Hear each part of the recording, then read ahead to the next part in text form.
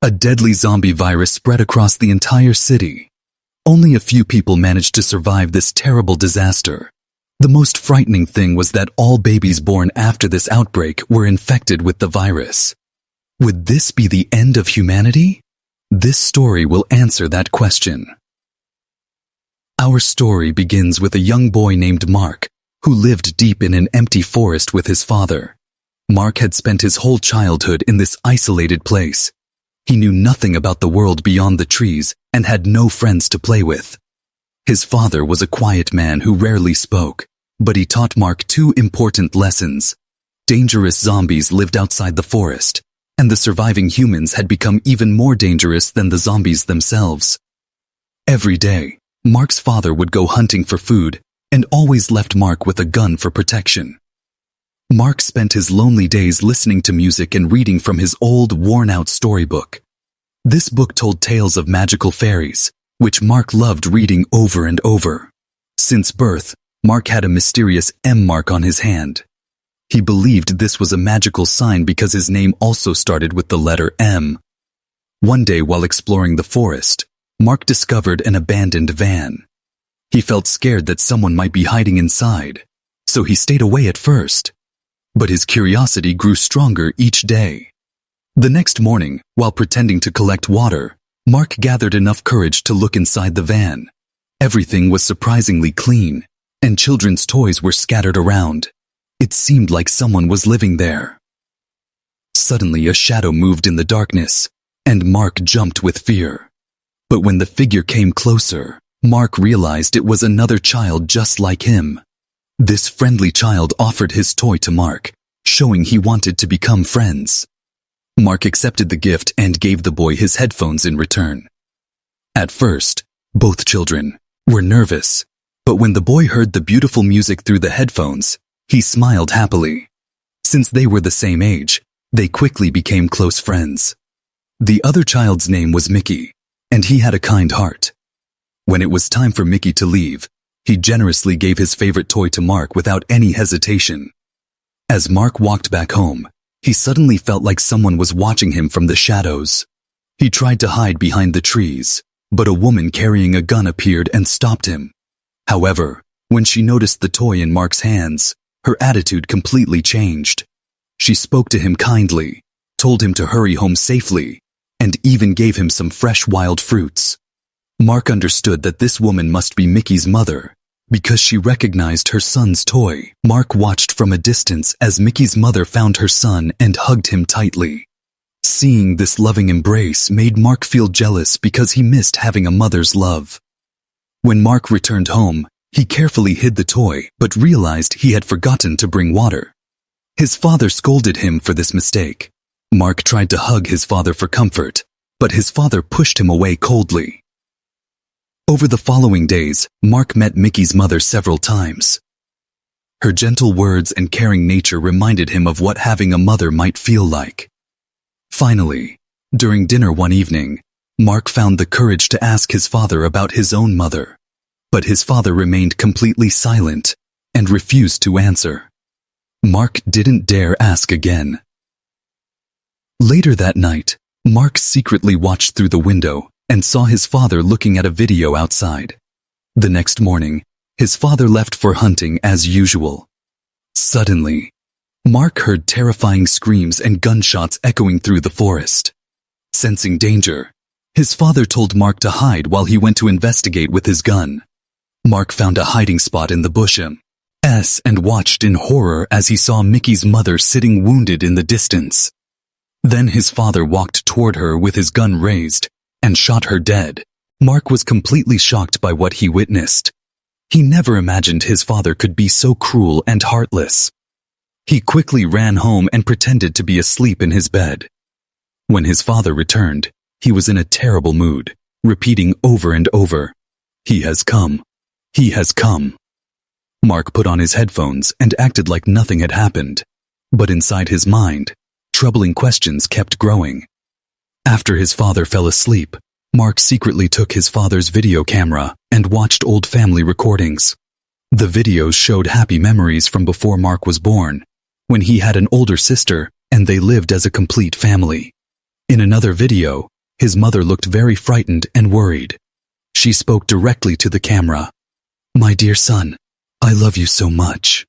Then his father's angry voice could be heard, and the video suddenly stopped.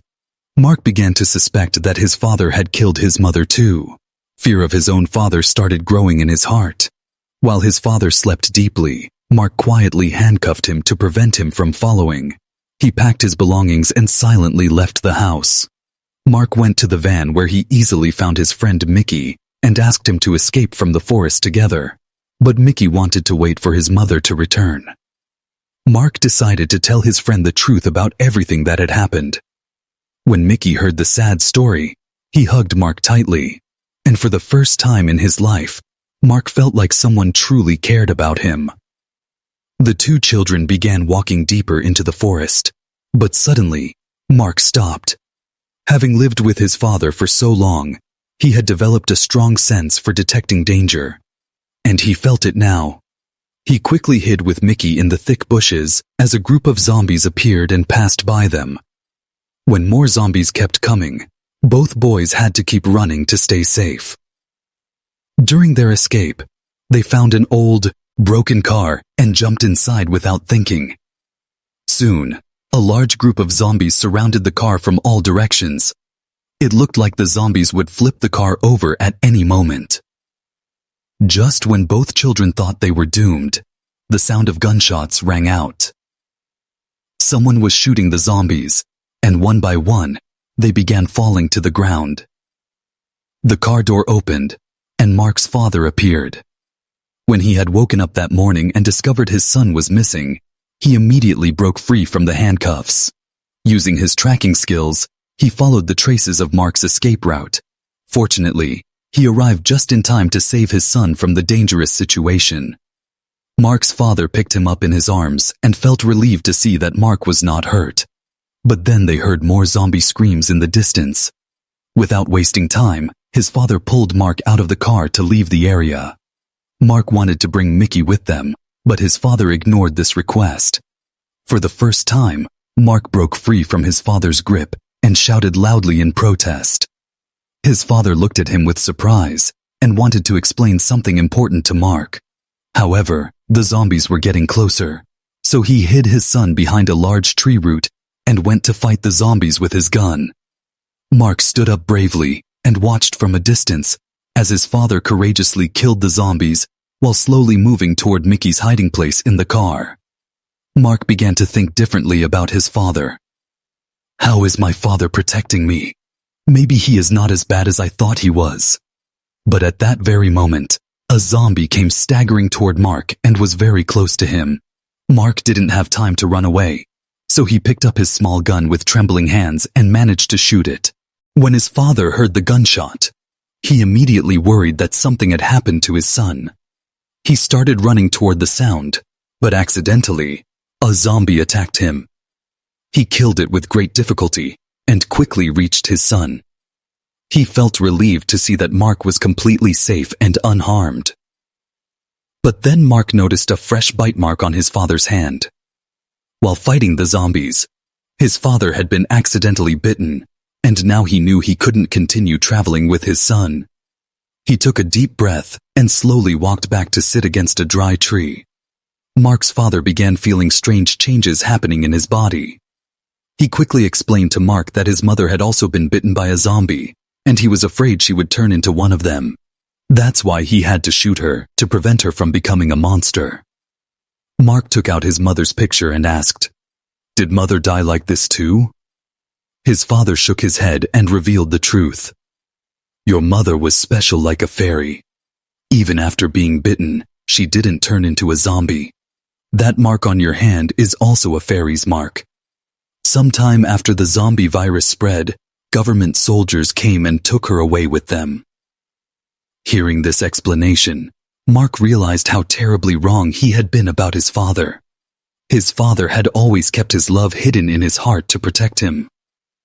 Mark hugged his father tightly, but now it was too late for regrets.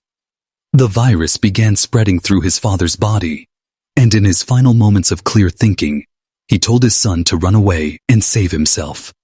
The next moment, His father's eyes became cloudy and unfocused, and he transformed into a zombie. Mark found Mickey still hiding in the car, took his hand, and they started moving forward together. Then they heard a gunshot from the hill, and Mark understood that this bullet had ended his father's suffering.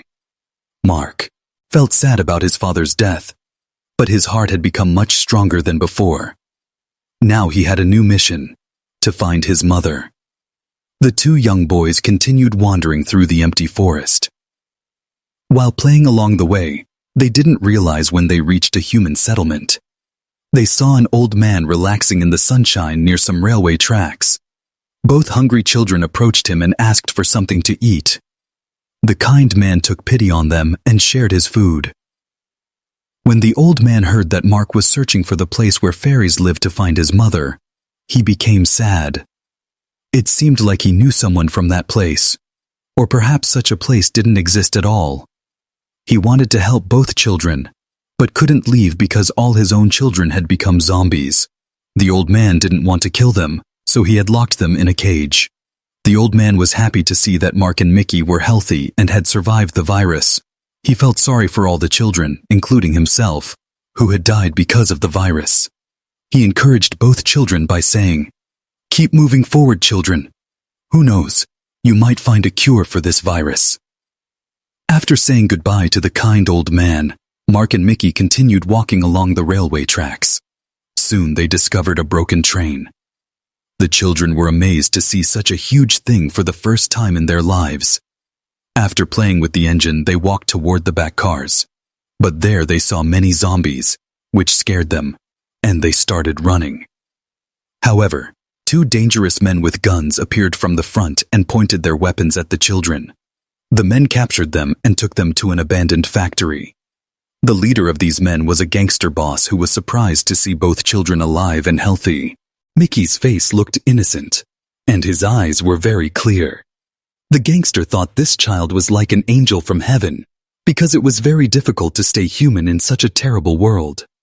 So the gangster decided to keep Mickey with him, considering him special. But he ordered his men to kill Mark, because one healthy child was enough. However, one of the gangster's men felt sorry for Mark after seeing his mother's picture. This man had some kindness left in his heart. When the gangster boss was talking on his radio, asking others to join him because he had found a healthy child, the sympathetic man found his chance. He secretly let Mark escape because he believed that if one more child stayed alive, there would be more hope in the world. Mark was very loyal to his friend. Instead of running away alone, he waited for all the gangsters to fall asleep, then quietly sneaked into Mickey's room. Moving slowly in the darkness, both children escaped from their prison. The next morning, the gangster boss discovered that both children had run away. In his anger, he shot his own man who had helped them escape. Meanwhile, Mark was searching for supplies in a building. He put on clean clothes for the first time and was about to go meet Mickey when he learned that the boss had come there with his men to catch them. The gangster's men surrounded Mickey and prepared to capture Mark as well.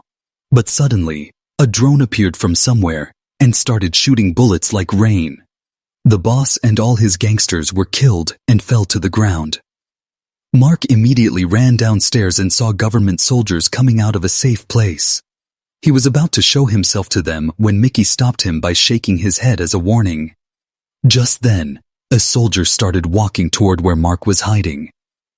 Seeing this danger, Mickey picked up a gun from the ground and deliberately drew the soldier's attention to himself. He sacrificed his own life to save his friend Mark and shot himself. As soon as Mickey died, the soldiers stopped their search and left the area. Mark became extremely sad because of his friend's death.